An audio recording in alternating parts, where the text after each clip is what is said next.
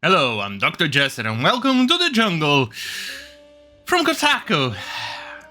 Yeah, this one is actually quite hilarious. I mean, it's Kotaku, basically one of the cesspools of the internet, which is, basically speaking, equal or as bad as Polygon, to be honest.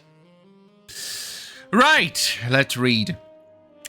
Could we be about to enter a skippable boss fight utopia? South of Midnight has shown it's possible without destroying the very fabric of the universe. Yeah, that seems to be more of a skill issue than anything else, if you allow me to say it. Sorry, but it kinda is. Let me put it this way. A few times where I actually managed to skip boss fights, or at least recently, was with the Alone in the Dark, but the 2008 version. That one is notoriously buggy, janky, and it's when I say janky and buggy, I mean it. It's a great game, had great ideas, a great soundtrack, voice acting, the story is good. But, is it janky and buggy? To the point that I actually had to stop using the keyboard and mouse and use a controller instead of my PlayStation 5 controller to actually be able to play it. That's how bad it was for the keyboard and mouse. You have no idea how difficult it is to swing that piece of wood, chair, or whatever with a mouse in that game. So I had to switch. So, as I think around midway through the game, in the Central Park, I had to fight a hive of vampires. At least that's the name it said in the game. I fought that boss around 6 times, or possibly more. Why did I skip the boss fight in that case? Yep, it would crash every single time I beat the boss. It will throw me back to Windows, and I'll have to repeat it again and again and again. That's just wonderful. So at the time I'm not doing this again. I think it's bugged out. So I'm gonna skip just the boss fight, and that was good because it has an interesting mechanic that it acts like a TV show of 8 episodes, but it didn't quite work out. But it is. Oh, and the driving mechanic is also a bit shit. The cars would get stuck on the terrain or crash into something that it shouldn't even be crashing into. But overall, it's not a bad game, to be honest. Then again, I'm used to janky, buggy, and difficult games, so who knows? But anyway, let's continue. In a gaming world increasingly built out of Souls-likes, where the concept of the boss battle becomes the central game mechanic, some of us have been left behind. Yeah, I know. Games journalists are just not good at video games. It used to, but not anymore. I have always hated boss fights, and while I have no interest in convincing anyone else to agree with me, yeah, you do have an interest in that. As soon as you read this article, you can see it. I have long lamented the lack of accommodation made for the many other people who are already with me. So, games journalists, and not many people, just a couple of games journalists still left. But sniff the air, there's some things changing. Yeah, not quite. Why do I say that? Well, as you can actually see over here, we can see the Steam comparison charts. For Clair Obscur, South of Midnight, and Assassin's Creed Shadows. South of Midnight managed to get 174 right now, with a peak of 1,438. Yeah, that's not doing very good, is it? Not good at all. And looking at Assassin's Creed Shadows, that's even less than the usual Valhalla and other previously released titles. So that's actually kind of really sad too. But then again, this is evidence that Evoke really does not sell. Yep. Oh, by the way, the boss fights in Expedition 33 are actually very rewarding. So I suggest you to play that one. Right, anyway, where was I? Oh yeah. I recently loaded South of Midnight. Why would somebody subject themselves to this? But then again, this is a games journalist who likes this type of garbage. After all, it's a game made for games journalists. Interested to check out on such a gorgeous looking game, and I was immediately delighted by the art and the extraordinary performances in the cutscenes. But then Zach warned us he was immediately underwhelmed by the repetitive combat. However, while idly fiddling through the game settings to see what was what, I saw a toggle I absolutely was not expecting. Boss skip option. Yeah. In 2017, I wrote one of the most controversial articles of my career, a piece for which I received literal death threats. Yeah, I only believe seeing it. Alongside hundreds of more banal insults and wishes for my imminent demise, someone battle-hardened by the Gamergate. Yeah, we know, you actually hate Gamergate. Imagine, well, making games journalists accountable for their reviews, where you don't need to exchange funny things, boonting, or whatever that thing, favors for a good score. Anyway, continuing. Where am I? Just a gamer. Alongside hundreds of more I read that. It takes quite a bit of a scale of the backlash to take my surprise, and while I knew it would piss some people off, I didn't predict the volume. I wrote an article suggesting that boss fights should be skippable. Imagine my temerity. Imagine sucking at games this bad. There are so many games I've never seen the end of, but for YouTube, I suppose, because I just wasn't physically capable of completing the later bosses. I understand, especially in the older games, where their longevity and gameplay value was based on the difficulty and the absurdity and some brain-dead mechanics, especially including the lack of jumping correctly, or when you jump, you should have reached that ledge, but for some reason the video game thought that you wouldn't be able to reach there, but for some reason the pixels not touching itself, that still get you a hit. The SNES, Genesis, Ataris, and Nintendo's Master Systems and games of that age. Yeah. They were an exercise in frustration sometimes. That one I kind of understand a little bit. Anyway, I've never finished a Metroid Prime game, for instance, despite it being one of my all-time favorite gaming series. There are other games I've been enjoying so much, but just had to abandon because every so often there would be a difficulty spike with such an enormous disproportion that eventually I'll lose all will to try. Yeah, okay. You know what? Try this one.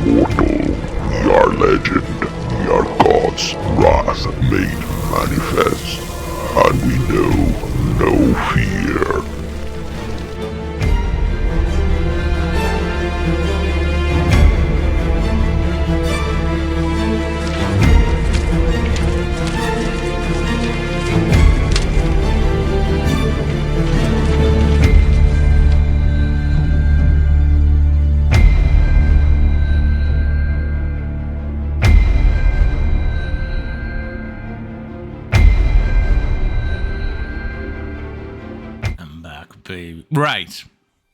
So, where was I? And to be abundantly clear, this isn't just about my incompetence. Yeah, we know you're very incompetent. Very, very incompetent. There are obviously a billion boss fights I've successfully completed, but almost none of them I've ever vaguely enjoyed. For me and millions of others, they are mostly tedious obstacles that get in the way of enjoying the rest of the game. So it struck me, why not just let me skip past them? Who loses out? Well, it turns out the answer to that question in 2017 was very angry people.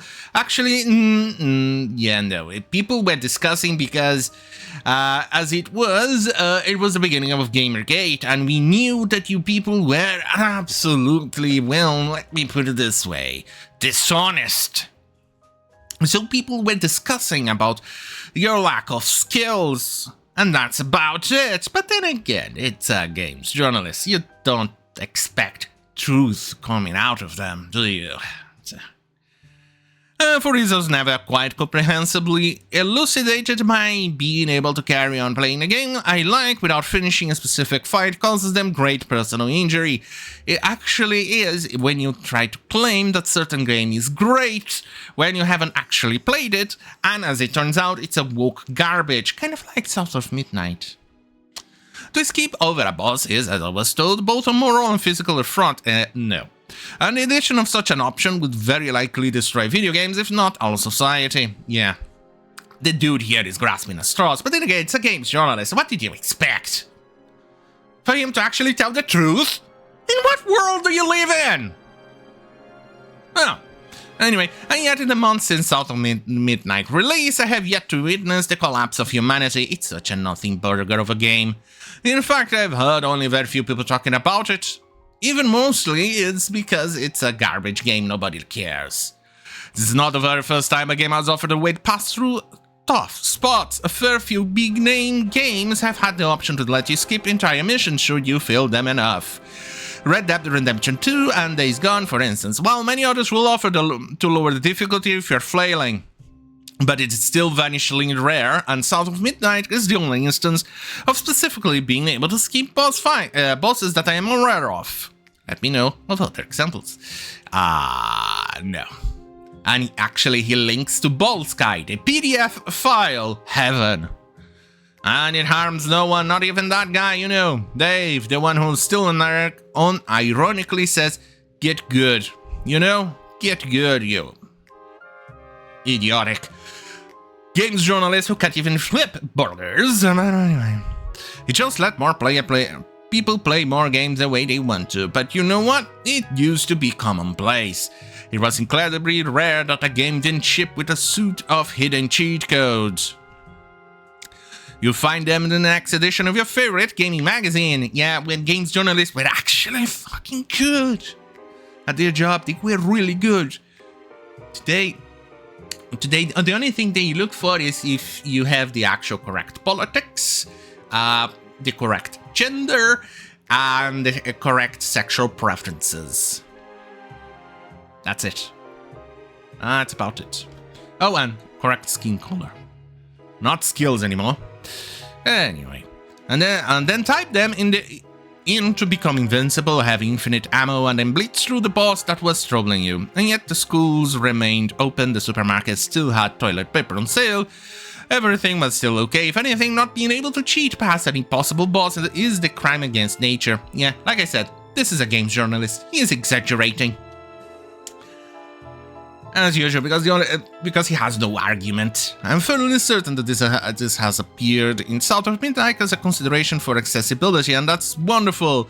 It's worth noting that the game even lets you skip combat, although given how dull it is, this seems to fix another issue entirely. In the last few years, we have seen a dramatic change in how AAA games are being made, with the needs of players put front and center. Yeah.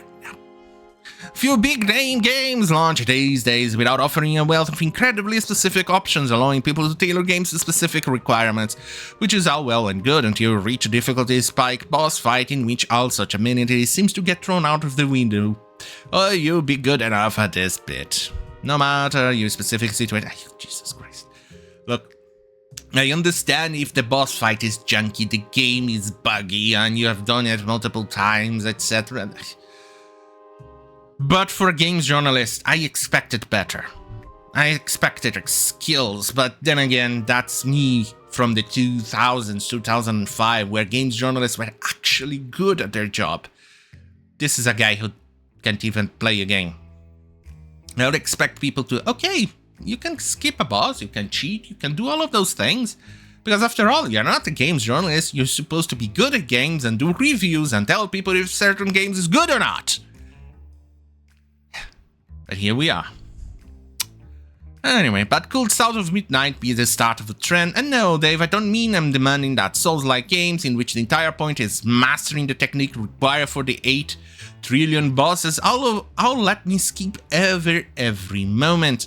I mean, it'll be brilliant if they did. I'd love to explore the lands between because that place looks amazing.